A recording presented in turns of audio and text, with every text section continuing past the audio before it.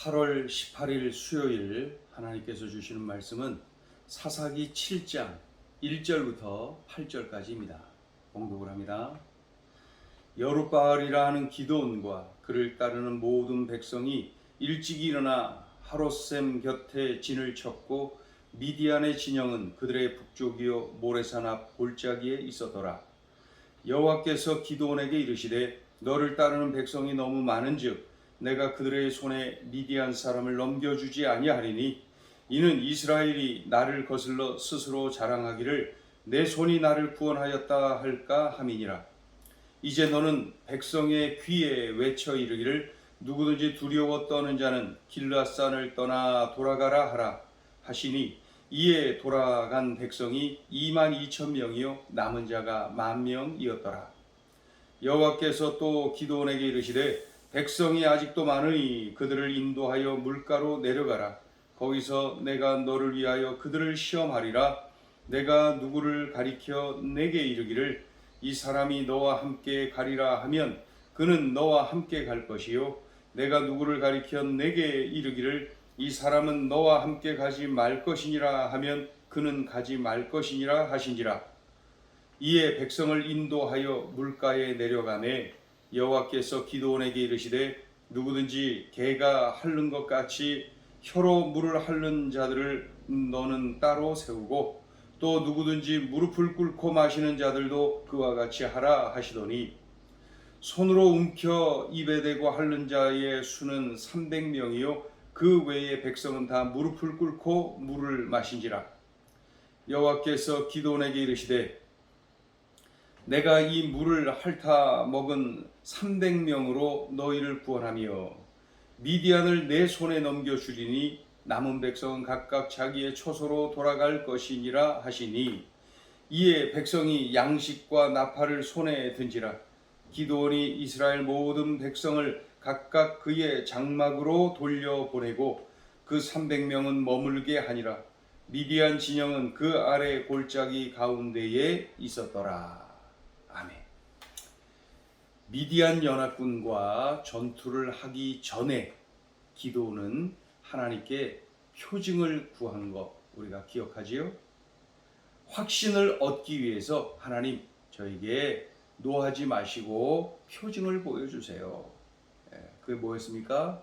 이슬이 내리는데 요 솜털 뭉치에만 이슬이 내리고 그 주변 땅은 이슬이 내리지 않게 해주세요. 그랬더니 그냥 그 솜털 뭉치에만 이슬이 잔뜩 내려서 막 물을 짜서 물이 나왔다 그러지 않습니까? 그런데 그 다음에 또 다시 요청하죠. 하나님 마지막으로 하나만 더 보여주세요. 그게 뭐냐면은 이번에는 반대로 솜털 뭉치에는 이슬이 내리지 않고 그 주변에만 이슬이 내리게 해주세요. 하나님이 그대로 해주십니다. 그의 믿음을 도와주시죠. 확신을 갖도록 만들어 주시죠. 자, 그 이후로 이제 미디안 연합군을 대항하여서 전투를 치르는 것입니다. 전투를 치르는데 미디안 연합군이 해변의 모래알처럼 그 수가 많았다. 그 수가 얼마냐? 13만 5천 명입니다. 13만 5천 명. 그런데 이제 기드온, 사사 기드온이 모집한 그 수가 얼마입니까? 이스라엘 군사의 수는 3만 2천 명.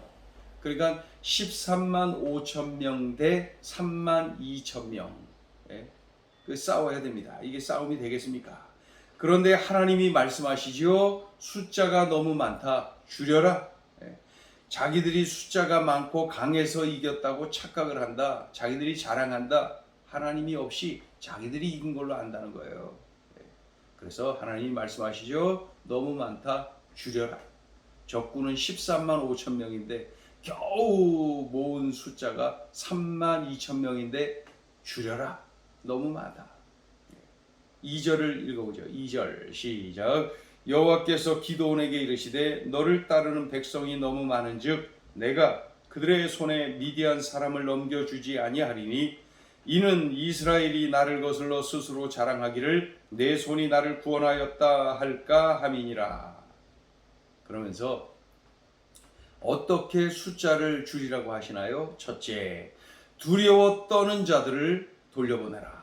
두려워 떠는 자들을 돌려보내라. 그랬더니 두려워 떠는 자들을 추려 돌려보내는데 22,000명이나 돌아갑니다. 32,000명 중에 22,000명이 두려워 떠는 자들 돌려보냅니다. 10,000명 남았습니다. 10,000명. 이거 더 어려워졌습니다. 그런데 하나님이 또 말씀하시죠. 그것도 많다. 줄여라.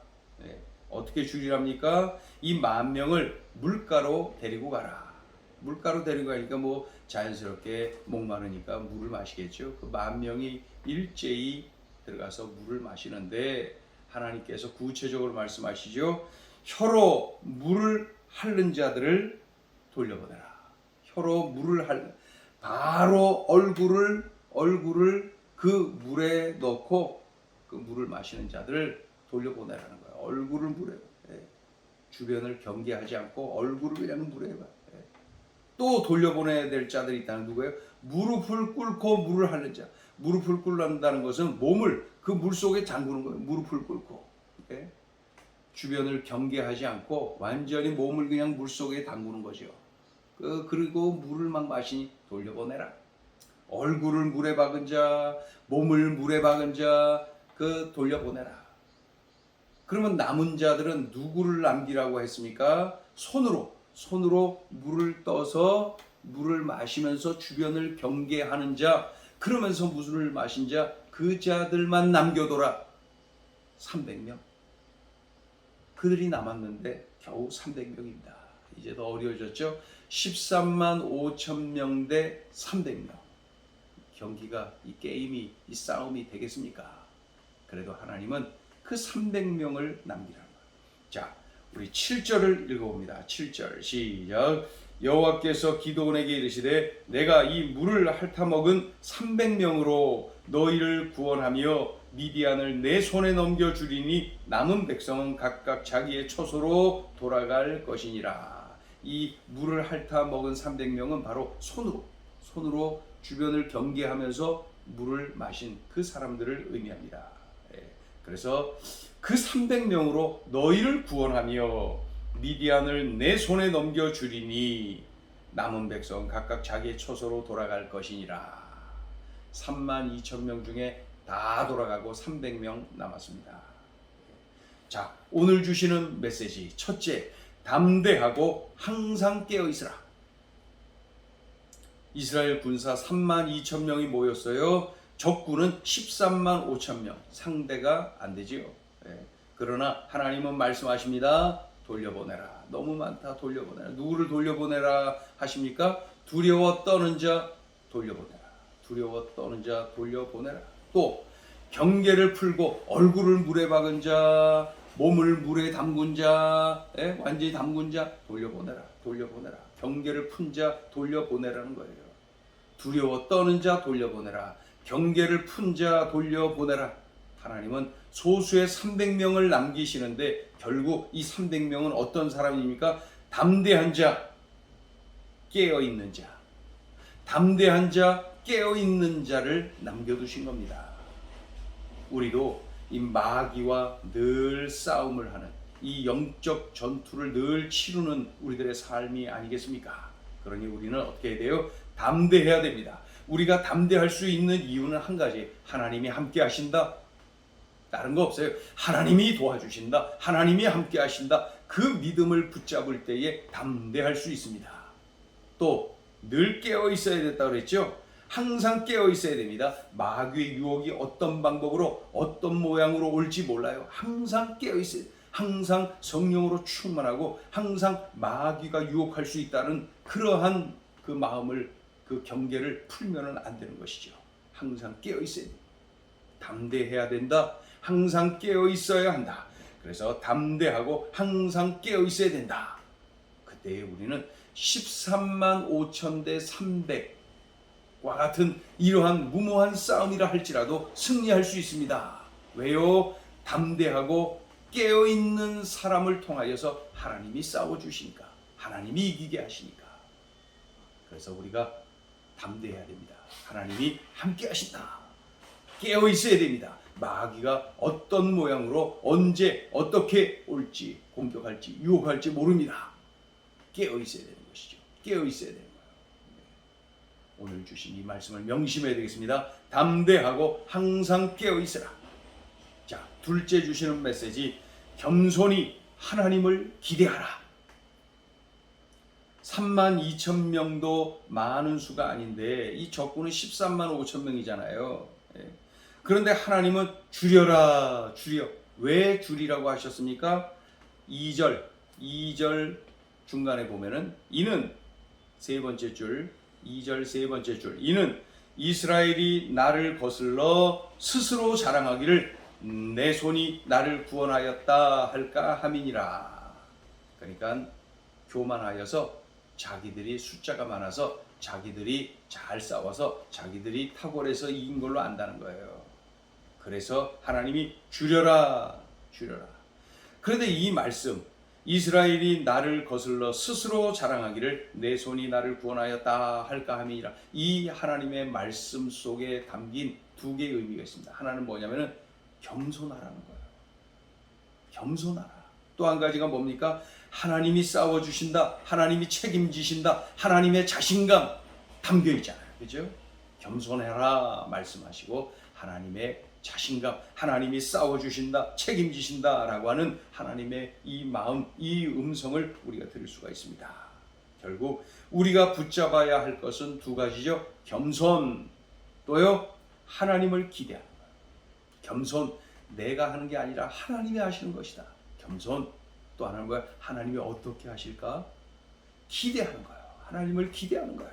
그래서 겸손하고 하나님을 기대하는 것, 이것이 바로 하나님께서 요구하시는 그러한 내용입니다. 그런 의미에서 우리는 하나님을 기대하고 무모하게 보이는 일에 뛰어들어야 돼요. 무모하게 보이는 기도를 해야 되는 것이죠.